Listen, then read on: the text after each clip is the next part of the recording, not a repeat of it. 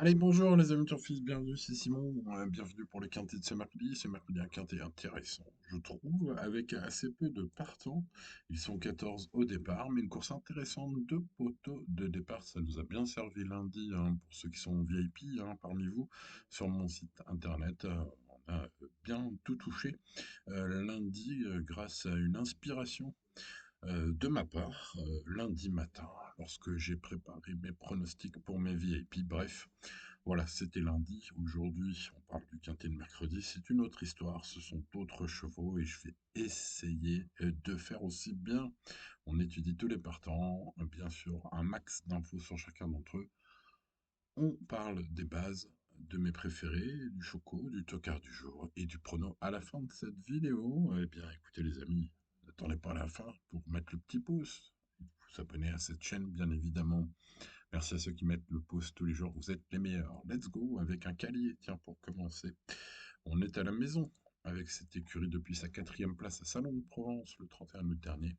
Granit Pacou reste en bonne forme selon son coach. Son cheval se heurte à une opposition relevée. Ce mercredi, ça va être dur, mais une petite place ne sera pas impossible. Même si les 7 ans ou dans l'ongle, hein, aujourd'hui, lui part la route.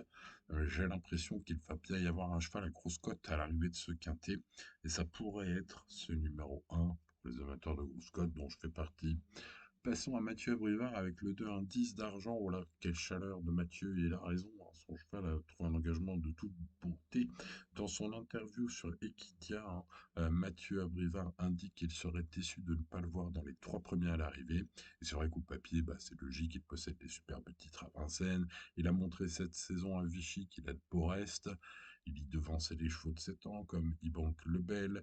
Et il y a le Cogenila, qui réalise une année de toute beauté.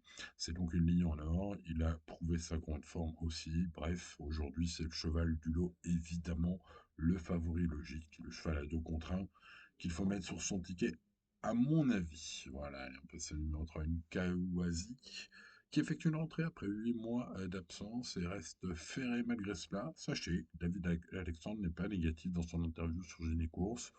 Bon, il n'est pas non plus ultra positif, hein. C'est simplement pour dire que, voilà, on n'est pas sur un cheval qui va faire le petit tour pour se préparer pour une autre course. Il va déjà essayer de voir où il en est vraiment l'après-midi. Bon, bah, écoutez, moi je ne l'ai pas gardé ce numéro 3, ça me semble ultra dur. Voilà, c'est pas non plus un cheval en retard de gain. J'en ai préféré d'autres. Oh là là, quelle carrière incroyable, Idée de Well, c'est vraiment un cheval très très particulier. C'est un cheval qui est en forme et ultra régulier. Une jument, hein, pour être exact, même une fille d'Unique Quick, tiens, pour ceux qui veulent savoir. 61 courses courues pour cette jument, 20 places. C'est magnifique de ce côté-là. Par contre, si on regarde les gains, il n'y a que 2 victoires, dont l'ultime il y a 4 ans. Eh oui, 4 ans sans gagner. Ouf. Ouais, bah, le moins qu'on puisse dire, hein, c'est que ce numéro 4 n'est pas un gagneur. Mais alors, par contre, pour les places, premier poteau de départ, hein, aujourd'hui à Lyon, il faut garder ce cheval pour ce mercredi. À mon avis, pour les places, il faut le mettre, ouais, 5-6. Après, ça dépend de la longueur des tickets que vous faites, mais plutôt en bout de ticket. Allez, passons au numéro 5, Honneur du CB. Honneur du CB qui trouve une tâche compliquée. Ils sont barrés par les chevaux de 7 ans, lui aussi, hein. Ses ambitions se limitent aux petites allocations. C'est un cheval trotteur, donc s'il y a moult défaillances, ça peut être le cinquième à 100 contre 1. J'en ai préféré d'autres dans ce registre. Un peu le même constat pour le 6 Forever the Best, qui est sans marge à ce niveau. Davantage compétitif pour une petite place. Oh, c'est un peu pareil, hein. Serge Petit est pas très chaud, je l'ai pas senti très chaud, professionnel. Voilà, il faudra moult défaillances. Il n'y a pas des chronos super pour ce 6 non plus. Bref, voilà, parmi les choix à 100 contre 1, c'est pas lui que je vais mettre sur mon ticket. Passons au numéro 7, Galopin de Bianca, excellent sur gazon l'été, hein, Galopin de Bianca, bah, qui vient de gagner d'ailleurs à Divonne. Bah, il retrouve un bel engagement. Selon Loïc Le Renard, une place est possible. Il a déjà bien couru sur le Puzzolane. Bref, voilà. Déjà, ce cheval est en forme. C'est déjà pas mal dans ce lot. Je ferai un peu le même constat pour le 8, Happy DMT, qui trouve évidemment lui aussi un engagement magnifique au plafond des gains du premier poteau, hein, avec le 7. Ce numéro 8 est donc le mieux engagé. Aujourd'hui, il réalise une belle saison. Elle arrive fraîche cette jument avec l'aide des Théo Briand. Aujourd'hui, pourquoi pas une place dans les 5. pareil, 4/5e, hein, ses meilleurs chronos sont pas fous. On n'est pas, je vois pas le 7 ou le 8 gagner aujourd'hui, mais bon, je les vois lutter pour les places, vu la faiblesse globale du lot. Passons au numéro 9, qui rend 25 mètres, vous l'avez compris, il vient du Lude, c'est son nom. Lorsqu'il a trotté carré dans sa carrière, il a fait l'arrivée, il est presque toujours sur le podium, hein. Quand il reste au trot, c'est quand même assez ouais, significatif de son tempérament. Il revient après un break ici, mais il semble bien ces derniers jours au boulot, selon Anthony Tintillier, hein, son entraîneur, sur Génie. Donc bah, même aux 25 mètres, et vu, bah, je le disais, la faiblesse du lot, on va s'en méfier, on va le mettre dans les champs réduits, ce numéro 9. Passons au 10. Histoire Fields, Joris Philo Grano présente ce numéro 10, qui peine à retrouver un bon niveau, qui me semble pas avoir l'engagement de sa vie aujourd'hui. Euh, Bah écoutez, bon, la phrase qui me vient à l'esprit, hein, après avoir étudié son papier, après avoir étudié d'ailleurs un peu la non-confiance, hein, sur Equidia de son coach, hein, qui indique que le cheval travaille bien le matin depuis longtemps, mais tarde à le montrer l'après-midi, donc il est un peu découragé, on va dire, hein, c'est mon impression en tout cas de son interview sur Equidia. Bon, pour toutes ces raisons, je ferai une phrase, hein, pour une surprise seulement. Voilà. Et passe en numéro 11, Imberland, qui m'a beaucoup déçu la dernière fois en faisant le petit tour. Je trouve que c'était sa course. Il est venu qu'à la fin, il a fait le petit tour. Voilà, il a fini vite, mais trop tard, quatrième à Vincennes, n'importe quoi. Bon, bah écoutez, il a déjà gagné sur le tracé de Lyon, une fois sur deux tentatives. Donc, bah, c'est très bien, ça devrait être très bien. Bon, après, voilà, j'ai envie de dire, feu, hein, Imberland, il faudra un Benjamin Rochard-Asper. C'était pas Benjamin, on qui la dernière fois. Et voilà, Benjamin Rochard sait y faire avec les chevaux avec lesquels il faut un petit peu musarder. Là, il faudra rendre 25 mètres, mais à mon avis, ce 11 avec un bon parcours, il peut même battre un 10 d'argent, ou en tout cas le contester très fortement. Sa cote sera un peu plus intéressante. Bref, ce 11 me plaît beaucoup, je pense que vous l'avez compris. Passons à Eden Gelleri, qui est un nombre de 11 ans, qui a fort à faire aujourd'hui. Je vais pas garder ce fils d'oiseau de feu qui devra compter sur une hécatombe de favoris, hein, pour prendre une allocation, hein. Donc, sauf si vous êtes ultra chanceux en ce moment, je vous conseille pas ce numéro 12. Passons au numéro 13, gamin de Mahé, qui m'a ouais, un peu beaucoup, ah, j'hésite entre un peu et beaucoup, qui m'a rassuré, voilà, dans le prix de Christian Routus, ici même, hein, en se classant bon troisième, bah, la dernière fois, qui ne tenait rien indique sur Génie que le cheval est resté en forme depuis.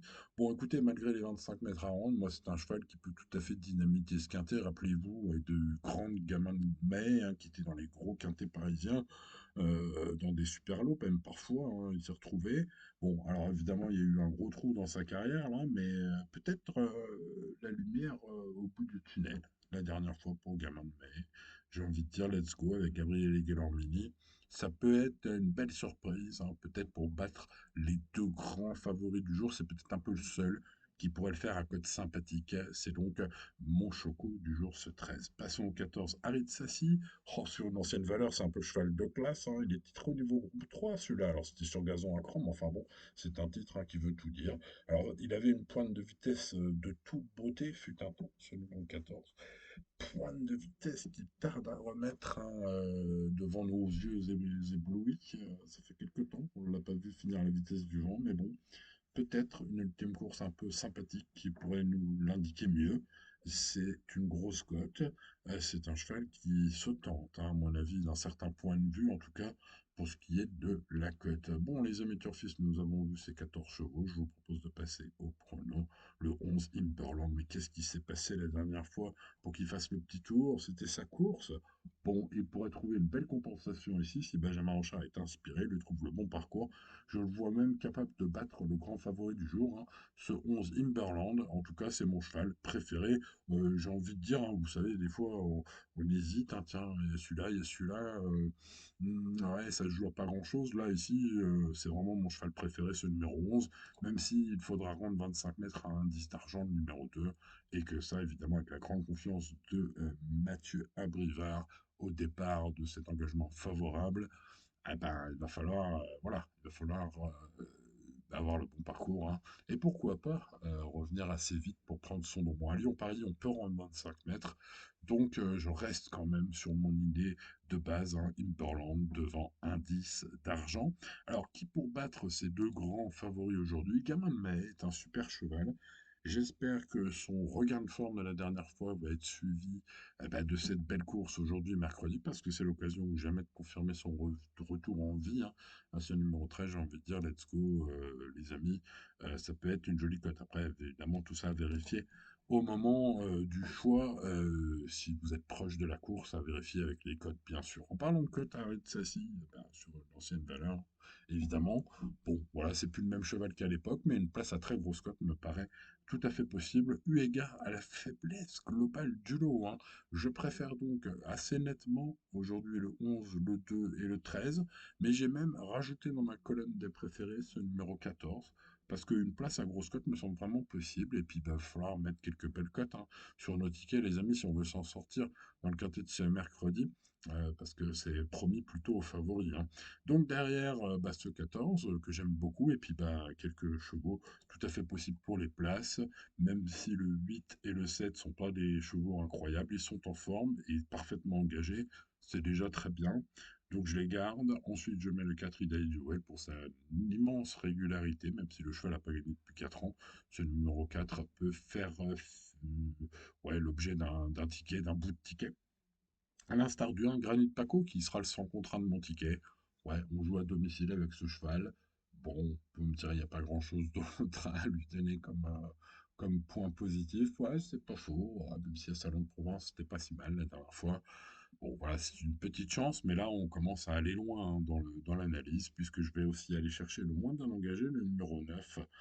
Il vient du lutte que je mettrai dans mes champs réduits, celui-là, qui peut être peut-être un cheval qui va nous couper. Bref, je pense que si la course est régulière, ça devrait se jouer quand même plutôt sur mes préférés. Maintenant, voilà, les courses restent les courses. L'indice de confiance est de 6 sur 10, il n'est pas de 10 sur 10. Donc, bien sûr, comme tous les jours, les amis de surface, on joue responsablement, on reste raisonnable et tout ira bien. Voilà, chers abonnés ou pas, pensez à vous abonner d'ailleurs, si ce n'est pas encore fait. Je vous souhaite bonne chance pour le quintet de ce mercredi. N'oubliez pas le petit pouce sur la vidéo et à demain pour de nouvelles aventures. C'était Simon. Ciao, ciao.